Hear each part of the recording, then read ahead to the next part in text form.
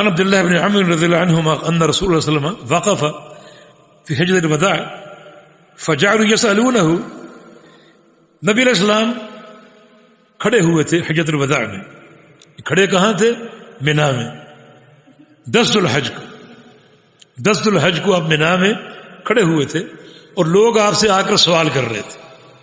چونکہ یہ پہلا حج تھا، غلطیوں کا امکان تھا، تو آپ کھڑے ہو گئے. کیونکہ آپ معلم تھے، مربی تھے، تو سوچا کہ کسی نے کوئی سوال کرنا ہو تو میں ایک عام مقام پر کھڑا ہو جاؤں تاکہ لوگ آپ مجھ سے سوال کر لیں.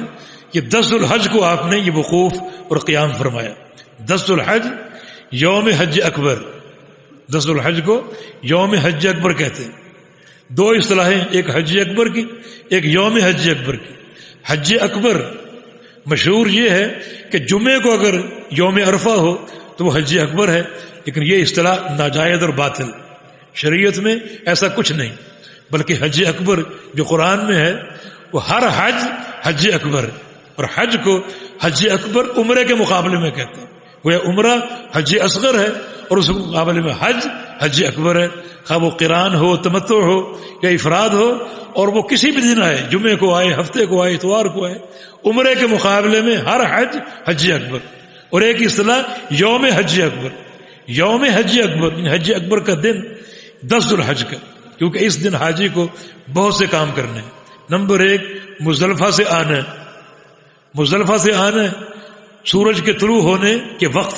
مزدلفہ سے آنا ہے، منا پہنچنا ہے، کینکریاں مارنی جمرہ کبریٰ پر، اور پھر قربانی دینی ہے، اور پھر اپنی حجامت حلق یا قصر کرانا ہے، اور پھر طواف افاضہ کرنا ہے، اور پھر اگر سعی باقی ہے تو سعی کرنی. متمتع نے تو کرنی ہی کرنی.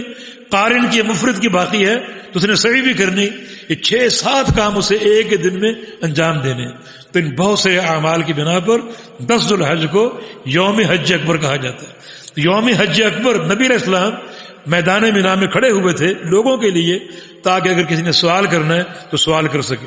ایک شخص آیا، اس نے کہا کہ لم اشعر فحلقت قبل ان اصبح. یا رسول اللہ صلی اللہ علیہ وسلم، میں محسوس نہیں کر سکا، سمجھ نہیں سکا، اور میں نے قربانی سے پہلے اپنے بال کٹوا لی یا منڈوا لی. قربانی کی نہیں اور بال پہلے منڈوا لی. فرمایا کہ اصبح ولا حرج، جاؤ اب جا کر قربانی کر لو، کوئی حرج نہیں، تمہارا کام ہو گیا. پہلے بال منڈوا لیے، قربانی نہیں کی، جا کے قربانی کر لو، کوئی دم نہیں، کوئی کفارہ نہیں، تمہارا کام ہو گیا. دوسرا آیا، اس نے کہا کہ لم اشعر فنحرت قبل ان ارمی. یا رسول اللہ صلی اللہ علیہ وسلم، میں سمجھ نہیں سکا اور میں نے رمی سے پہلے، شیطان یعنی جمرہ کبریٰ کو کینکری مارنے سے پہلے میں نے جو ہے وہ نہر تو اپنے جانور ذبح کر لی، قربانی پہلے کر لی، رمی ابھی تک کی نہیں. فرمایا کہ ارمی ولا حرج، جاؤ جا کے رمی کر لو، کوئی حرج نہیں. تو اس دن نبی علیہ السلام نے جو بھی سوال کیا گیا تقدیم و تاخیر کے تعلق سے، یعنی آج کے دن جو کام کرنے ہیں ان کی ترتیب یہ ہے کہ پہلے آپ نے کینکری ماری. یہ میدان منا کا تحیہ ہے. مسجد کا تحیہ 2 نفل، خانہ کعبہ کا تحیہ طواف ہے، اور منا کا تحیہ جمرہ کو کینکریاں مارنا. تو کینکریاں مارنے سے آغاز کریں، یہ پہلا کام. دوسرا کام قربانی، اور تیسرا کام جو ہے وہ حلق یا قصر. چوتھا کام طواف افاضہ، اور 5واں سعی صفا مروہ. یہ ترتیب ہے. اس ترتیب میں کہ تقدیم و تاخیر ہو جائے.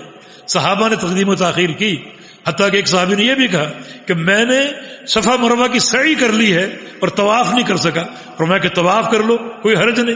تو اس تقدیم و تاخیر میں کوئی حرج نہیں ہے. ویسے ترتیب مسنون یہی ہے، لیکن تقدیم و تاخیر میں کوئی حرج نہیں ہے.